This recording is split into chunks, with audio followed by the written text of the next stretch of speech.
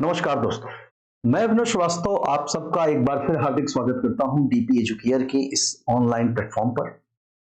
दोस्तों, बहुत लंबे समय के बाद आपसे मुलाकात हो रही है और मैं उम्मीद करता हूं कि आप सब बेहतर होंगे, क्योंकि जनवरी का महीना बीत चुका है और फरवरी आ चुकी है और फरवरी के साथ ही आ चुका है दोस्तों बजट। लेकिन बजट से पहले आपको जानकारी है दोस्तों कि हमारे यहाँ आर्थिक सर्वेक्षण यानी कि इकोनॉमिक सर्वे जारी करने की एक परंपरा रही है। और इकोनॉमिक सर्वे एक्चुअल में बीते हुए वित्त वर्ष में जो भी कुछ हमने लक्ष्य तय किए होते हैं उन लक्ष्यों की प्राप्ति कहां तक, किस सीमा तक हो पाई, जो अभीष्ट लक्ष्य थे वो हमने कितना हासिल किया, जो देश के विकास का क्रम था, जो विकास का पहिया था वो कितना तेज चल पाया, इन सारी बातों का एक विस्तृत लेखा जोखा जो है वो आर्थिक सर्वेक्षण में पेश किया जाता है। और उसी के अगले दिन यानी कि कल 1 फरवरी सन 2025 को बजट भी आ चुका है दोस्तों। बजट पर मैं आज बहुत ज्यादा बातें ना करके बस संक्षिप्त में इतना आपसे कहना चाहूंगा कि इस बार का जो बजट है ये आम आदमी की आवश्यकताओं को, आम आदमी की समस्याओं को और आम आदमी के लिए उपलब्ध अवसरों को ध्यान में रख करके तैयार किया गया है। और इसमें मिडिल वर्ग को, मिडिल क्लास को जो रिलैक्सेशन मिला है, चाहे वो 12 लाख रुपए तक की इनकम को टैक्स फ्री करने की बात हो, हेल्थ बजट में वृद्धि करने की बात हो, एजुकेशन बजट में वृद्धि करने की बात हो, डिफेंस बजट में वृद्धि करने की बात हो, इन सभी मानकों के आधार पर यदि बजट का मूल्यांकन किया जाए तो निश्चित तौर पर यह बजट कारगर भी है, प्रभावी भी है और अब पूरे वर्ष अलग अलग परीक्षाओं में इसी बजट से प्रश्न पूछे जाते रहेंगे। और इसलिए इस बजट की एक अतिरिक्त क्लास में हम आपसे विश्लेषण करेंगे दोस्तों, उस पर आज हम आपसे ज्यादा बातें नहीं करेंगे। लेकिन आज की जो क्लास होगी दोस्तों वो होगी आपकी इकोनॉमिक सर्वे पर, यानी कि आर्थिक सर्वेक्षण पर।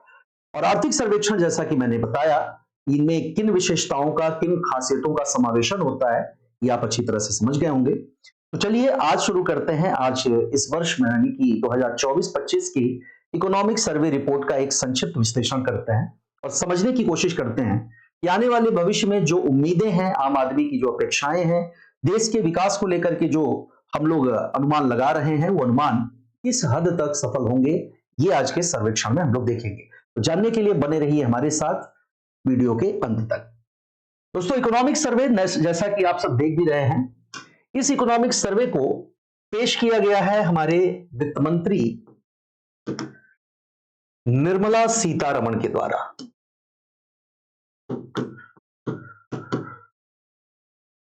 और निर्मला सीतारमण ने इस बार फिर से भारत का बजट पेश करके, इकोनॉमिक सर्वे रिपोर्ट वगैरह की बात करके ये स्पष्ट कर दिया है कि भारत कहीं से भी महिला सशक्तिकरण की दिशा में अपने प्रयासों में कोई कमी नहीं रखना चाहता है। यानी कि दुनिया की सबसे तेज विकसित होती हुई अर्थव्यवस्था का जो बजट है उसका प्रस्तुतिकरण एक महिला कर रही है। एक महिला भारत के वित्त मंत्रालय को और वित्त विभाग का निर्देशन कर रही है, संभाल रही है। तो ये अपने आप में पूरी दुनिया के लिए एक बेहतरीन उदाहरण कहा जाना चाहिए। आर्थिक सर्वेक्षण 2024-25 की जो प्रमुख बातें हैं दोस्तों, चलिए उन पर हम लोग बात करते हैं, उनको समझने की कोशिश करते हैं। जैसा कि आप देख रहे हैं वित्त वर्ष 2025 में जीडीपी ग्रोथ रेट जो है वो 6.4% रहने का अनुमान है। हालांकि यहां पर अगर बात करें वित्त वर्ष 2023-24 की, तो वित्त वर्ष 2023-24 का जो आपका जीडीपी की ग्रोथ रेट का अनुमान रहा है वो 8.2% रहा है। और 8.2% की इस ग्रोथ रेट के साथ भारत अगर संयुक्त रूप से देखा जाए तो यूएसए और चाइना की संयुक्त विकास दर से भी आगे है। और ये बहुत बड़ी बात है, यानी भारत बन जाता है दुनिया की सबसे तेज विकसित होने वाली अर्थव्यवस्था। जैसा कि आप यहां देख भी रहे हैं, अगले वित्त वर्ष के लिए इसमें जो लक्ष्य तय किए गए हैं दोस्तों वो 6.3 to 6.8% के बीच तय किए गए हैं। यानी ये भारत की विकास दर अगले वित्त वर्ष में हो सकती है। खुदरा महंगाई दर की बात करें दोस्तों, यानी कि रिटेल प्राइस इंडेक्स की बात करें, रिटेल इन्फ्लेशन रेट की बात भी की जा सकती है, वो 5.4% से घट करके अप्रैल और दिसंबर 2024 यानी कि विगत वर्ष के अंत में 4.9% हो चुका है। और ये दर्शाता है कि कैसे हमारी आपकी थाली तक पहुंचने वाली फल, सब्जियां और अनाज की कीमतें जो कि अभी तक फिलहाल अधिकतम रही वो वर्ष के अंत तक आते आते कम हो गई हैं। और सबसे ज्यादा इसका प्रभाव जो आप देख रहे होंगे दोस्तों वो सब्जियों की कीमतों पर पड़ा है। विदेशी मुद्रा भंडार की भी बात करना जरूरी है। 640 $3 बिलियन की बात हो रही है। लेकिन यहां पर मैं एक बड़ा पॉइंट आपके सामने रखना चाहूंगा दोस्तों कि भारत सरकार ने 5 बिलियन, ध्यान दीजिएगा, $5 बिलियन को रिप्लेस करने, या रिप्लेस करने का मतलब हमारा यहां पर मुद्रा का जो है परिवर्तन करने की बात कही है रुपीज में, ताकि घरेलू बाजारों में इससे वृद्धि की जा सके तरलता में, तरलता यानी लिक्विडिटी में। और दोस्तों अगर आप लिक्विडिटी समझते हैं तो लिक्विडिटी का सीधा मतलब लिया जाता है कैश फ्लो से, क्योंकि अगर किसी इकोनॉमी में कैश फ्लो बढ़ता है दोस्तों, तो कैश फ्लो लोगों की परचेजिंग पावर यानी कि क्रय क्षमता में वृद्धि करता है, और लोगों की क्रय क्षमता में होने वाली इस वृद्धि से न केवल मांग में वृद्धि होती है, बल्कि मांग को संतुलित करने के लिए उत्पादन प्रक्रिया को भी बढ़ाया जाता है, जिससे रोजगार के नए अवसरों का भी सृजन होता है। तो ये कहीं ना कहीं सरकार की एक बड़ी अच्छी पहल है, बड़ी अच्छी कोशिश है। एमएसएमई की बात करते हैं, जिसे micro small and medium enterprises, जिसे हम सूक्ष्म लघु एवं मध्यम उद्योग का नाम देते हैं। इस एमएसएमई सेक्टर को कहीं ना कहीं कुटीर उद्योगों को जो जीवन मिलता है दोस्तों, कुटीर उद्योग किसी भी ग्रामीण अर्थव्यवस्था के लिए जीविका के प्रमुख आधार के तौर पर काउंट किया जाता है। इनकी फंडिंग के लिए सरकार ने इस बार 50,000 करोड़ रुपए जारी करने की बात जो है वो कही है इकोनॉमिक सर्वे रिपोर्ट में, क्योंकि ग्रामीण स्तर पर, अगर डोमेस्टिक स्तर पर, रूरल स्तर पर अगर डिमांड बढ़ती है, तो हमें इस बात को भूलना नहीं चाहिए कि ज्यादा बड़ी आबादी का जो निवास है दोस्तों, वो शहरों की बजाय ग्रामीण क्षेत्रों में है। और अगर ग्रामीण क्षेत्रों में डिमांड बढ़ेगी तो इससे सीधे तौर पर उत्पादन प्रक्रिया को भी बल मिलेगा, और उत्पादन में होने वाली वृद्धि रोजगार के नए अवसरों का सृजन करेगी, जिससे लोगों के जीवन स्तर में भी बदलाव आने की संभावना है। बेरोजगारी दर की बात करते हैं, 2017-18 में बेरोजगारी दर दोस्तों 6.6% के लगभग थी, और ये घटकर अगर बात की जाए कि अभी की स्थिति क्या है 23-24 में, तो आप देख सकते हैं तुलनात्मक रूप से 3.929% के आसपास जो है भारत में बेरोजगारी दर का परसेंटेज नजर आ रहा है। हालांकि अभी भी बेरोजगारी को लेकर के इस बार के बजट में कोई बहुत स्पष्ट तस्वीर दिखाई नहीं दे रही है, लेकिन हाँ, ये जरूर कहा जा सकता है कि सरकार अप्रत्यक्ष रूप से रोजगार सृजन के कार्यक्रमों को प्रोत्साहन देने के लिए न केवल निवेश में वृद्धि की बात कर रही है, बल्कि सभी कार्यक्रमों में जो योजनागत व्यय है, जो प्लान्ड एक्सपेंडिचर है, उसे भी इस बार के बजट में बढ़ाया गया है।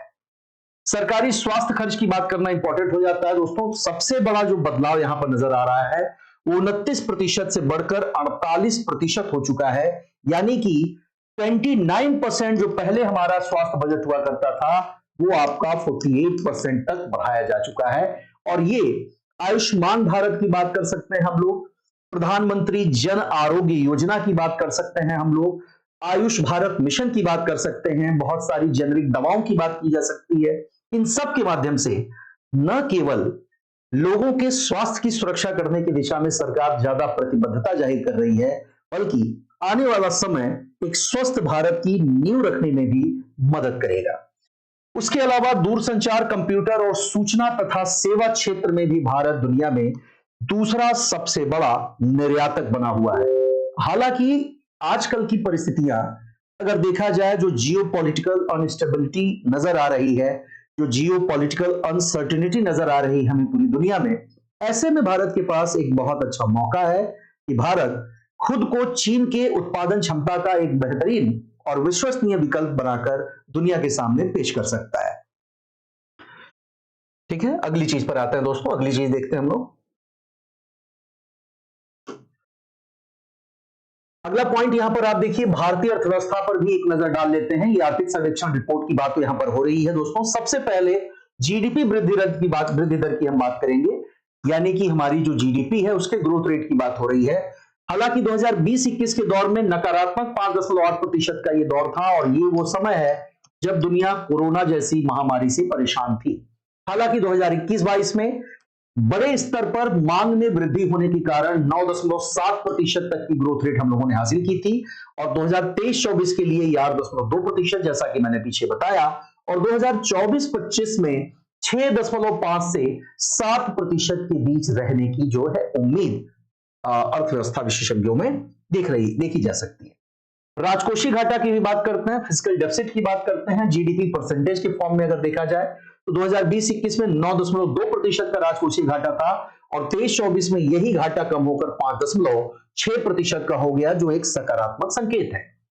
विदेशी मुद्रा भंडार की भी बात करेंगे दोस्तों। ये स्पष्ट है कि भारत का विदेशी मुद्रा भंडार फिलहाल लगातार बढ़ रहा है और ये कहीं ना कहीं डॉलर के सापेक्ष रुपए की उसकी गिरावट को थामने में अहम रोल अदा कर सकता है, क्योंकि 2020-21 में जहां सिर्फ 577 बिलियन डॉलर का हमारा जो विदेशी मुद्रा भंडार था, वही आपका 646 बिलियन डॉलर हो चुका है आपके वर्ष 2023-24 में। तो बड़े स्तर पर यहां पर कम से कम 20% से ज्यादा की वृद्धि हम देख सकते हैं। खाद्यान्न उत्पादन की भी बात करेंगे। 20-21 में जहां 310.7 मिलियन टन उत्पादन रहा, विगत वर्षों में 22-23 में 329.7 मिलियन टन रहा। वहीं पर अगर 23-24 की बात की जाए तो कुछ प्रतिकूल मौसमी दशाओं और उत्पादन में आने वाली कमी की वजह से ये सिर्फ 328.9 मिलियन टन रहा है। यानी कृषि फसलें जो है ये इस बार इसमें थोड़ी सी गिरावट नजर आई उत्पादन में खाद्यान्न की। औद्योगिक वृद्धि दर की भी बात करेंगे। स्थिर मूल्य पर औद्योगिक वृद्धि दर देखें दोस्तों, वर्तमान में ये 9.5% 23-24 के लिए बताया गया, जबकि 21-22 में 12.2% था। यानी कि अभी भी इसमें विगत वर्षों की तुलना में जो औद्योगिक विकास दर है वो कम वृद्धि हुई है, जो कि ज्यादा होनी चाहिए थी। सेवाओं की भी बात करेंगे, सर्विसेज की बात करेंगे दोस्तों, क्योंकि भारत सर्विस प्रोवाइडर कंट्रीज की अगर बात करें तो उसमें आप देख सकते हैं मूलभूत कीमतों पर जो हमारा सकल मूल्य वृद्धि हो रही है वो वर्ष 23-24 के लिए केवल 7.6% जो है वो वृद्धि यहां पर नजर आ रही है। पूंजी व्यय की बात करें, जीडीपी परसेंटेज में पूंजी व्यय सरकार जो कर रही है वो भी आप देखिए 23-24 में 3.2% है, जो कि 21-22, 20-21 और 22-23 के इन तीनों वर्षों की तुलना में भी ज्यादा है। और विदेशी व्यापार का आप स्तर देख सकते हैं दोस्तों, वर्ष 2023-24 के लिए भारत का जो विदेशी व्यापार है अंतिम रूप से वो 437.1 जो आप देख रहे थे, और वो वर्तमान में 675.4 बिलियन डॉलर का है। यानी कि हम चीन के विकल्प के तौर पर अपने आप को सफलतापूर्वक पेश करने में कामयाब हो रहे हैं। अगली चीज आप देख सकते हैं यहां पर भारतीय अर्थव्यवस्था पर एक नजर, जो भी पीछे मैंने आपको बताया उसी से रिलेटेड ये डेटा है। जहां राजकोषीय घाटा आप देख रहे हैं, मैंने बताया था कि 6.4%, विदेशी मुद्रा भंडार 563 बिलियन डॉलर। उसके अलावा मुद्रास्फीति का औसत प्रतिशत भी बात कर लेते हैं दोस्तों। मुद्रास्फीति आप जानते हैं कि जब डिमांड के सापेक्ष सप्लाई नहीं होती है, सप्लाई में कमी आती है, तो उस स्थिति में जो प्राइजेस होते हैं दोस्तों वो इंक्रीज हो जाते हैं, और इसी कंडीशन को हम लोग मुद्रास्फीति या फिर इंग्लिश में इसे इन्फ्लेशन कहकर संबोधित करते हैं। ठीक है, और इन्फ्लेशन आप अच्छी तरह से जानते हैं कि ये थोड़ी बहुत मात्रा में होना ये अर्थव्यवस्थाओं के लिए सकारात्मक होता है, लेकिन बहुत ज्यादा होना निश्चित तौर पर ये मांग में भारी कमी का कारण बनता है, और मांग में आने वाली कमी उत्पादन प्रक्रिया को हतोत्साहित करती है, जिससे रोजगार के अवसरों में भी कमी आती है। साथ ही साथ जीडीपी वृद्धि दर भी देख सकते हैं। स्थिर मूल्यों पर प्रतिशत वृद्धि बात कर रहे हैं अगर 23-24 में, तो 6 से 6.8% के बीच इसके रहने का अनुमान जो है लगाया गया, जैसा कि मैंने आपको पीछे बताया भी था। सेवाओं की भी बात करेंगे, 22-23 में 9.1% जो है यहां पर सेवाओं का जो है आपका मूलभूत कीमतों पर सकल मूल्य वृद्धि जो हुई है वो 9.1% की रही है। औद्योगिक वृद्धि दर वो मैंने आपको पीछे बता ही दिया है, तो ये बातें यहां पर इस पेज पर आपको थोड़ा सा संक्षिप्त में स्पष्ट कर दी गई है। अगली चीज देखिए, मौद्रिक प्रबंधन और वित्तीय मध्यस्थता की भी बात करते हैं। देखिए दोस्तों, मॉनेटरी मैनेजमेंट की बात आती है तो आपको पता है कि हमारी जो नीतियां होती हैं, जो फाइनेंशियल पॉलिसीज होती हैं दोस्तों, ये फाइनेंशियल पॉलिसीज दो अलग अलग स्तरों पर होती हैं। एक होती है मौद्रिक नीतियां और एक होती हैं राजकोषीय नीतियां। राजकोषीय नीति को दोस्तों हम लोग फिस्कल पॉलिसी बोलते हैं और मौद्रिक नीति को बोला जाता है मॉनेटरी पॉलिसी। ये नाम इसके लिए हम दोनों प्रयोग करते हैं। जहां मौद्रिक नीतियों का प्रबंधन रिजर्व बैंक ऑफ इंडिया करता है और वहीं पर राजकोषीय मामलों का प्रबंधन फाइनेंस मिनिस्ट्री जो है वो करती है। तो ये चीज यहां पर आपको स्पष्ट है दोनों में। राजकोषीय नीतियों की अगर बात करें तो आप कुछ नीतियों की बात कर सकते हैं जिसमें एक्सपोर्ट, इंपोर्ट, डीवैल्यूएशन या आपका डीमोनेटाइजेशन जैसे तरीके अपनाए जाते हैं, जबकि repo, reverse repo, CRR, SLR, MSF, LAF और ओपन मार्केट ऑपरेशन जैसे तरीकों को मौद्रिक तरीकों में रखा जाता है।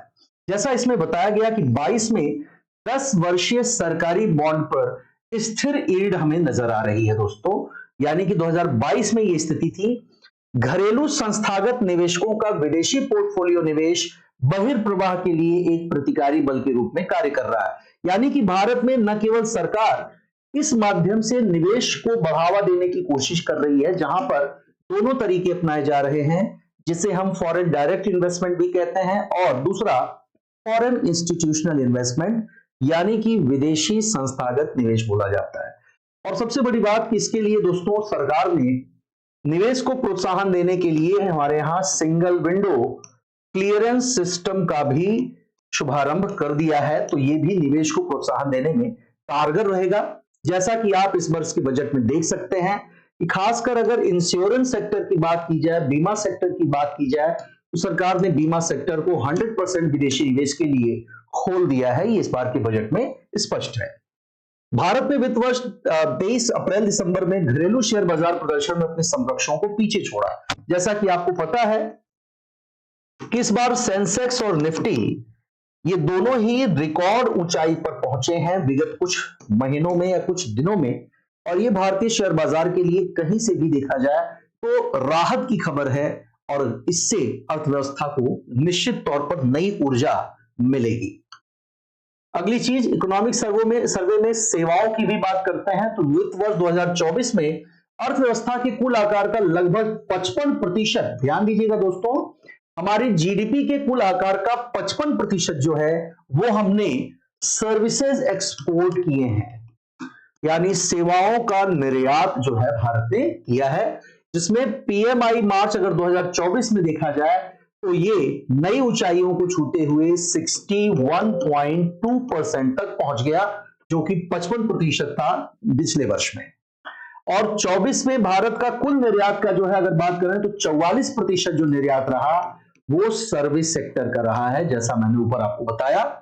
अगर स्टार्टअप की बात करें दोस्तों, तो स्टार्टअप के मामले में भारत का जो स्टार्टअप इकोसिस्टम है इसकी तारीफ करने की आवश्यकता है, क्योंकि अगर 2014 की बात की जाए तो 2014 में सिर्फ हमारे पास 2000 स्टार्टअप थे, लेकिन वर्ष 2023 में हमारे देश में स्टार्टअप की संख्या बढ़कर 31,000 हो गई है, यानी ये उस दिशा में एक कारगर और सफल कदम कहा जाएगा, जहां पर सरकार का प्रयास जॉब सीकर्स न बनाने के बजाय जॉब क्रिएटर बनाने का है।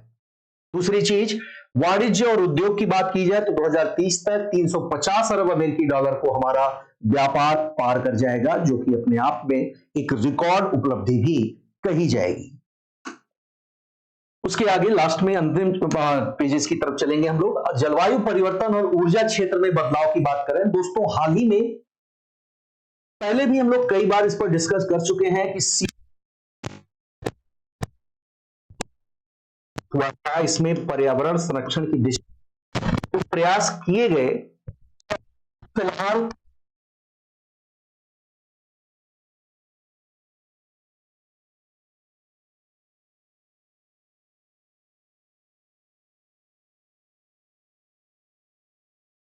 महत्वपूर्ण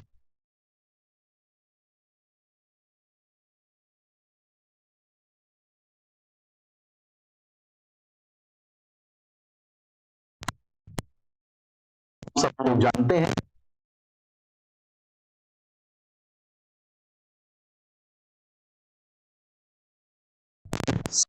कि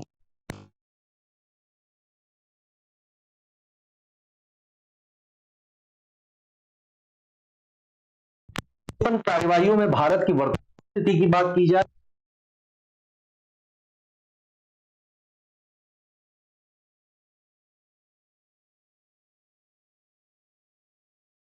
तो देखिए दोस्तों, उत्पादन क्षमता में 82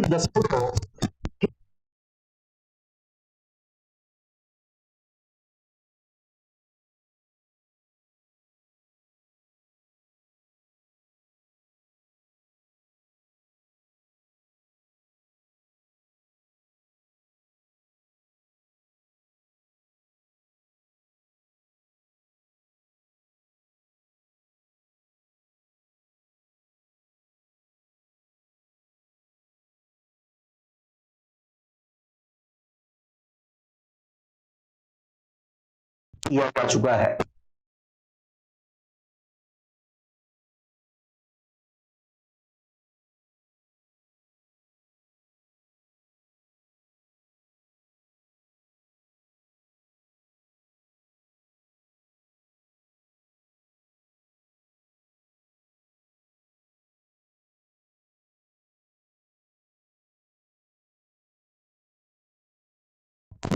ग्रीन एंड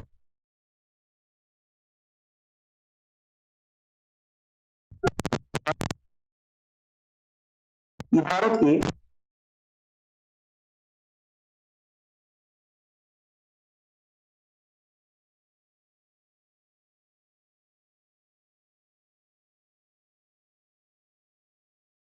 फाइव पर बात की है।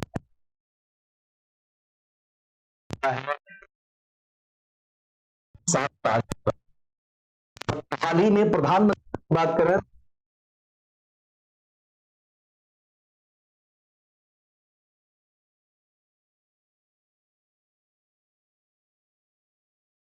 से हर घर पर सोलर पैनल लगाने के लिए और इस नॉन कन्वेंशनल एनर्जी सरकार बड़े स्तर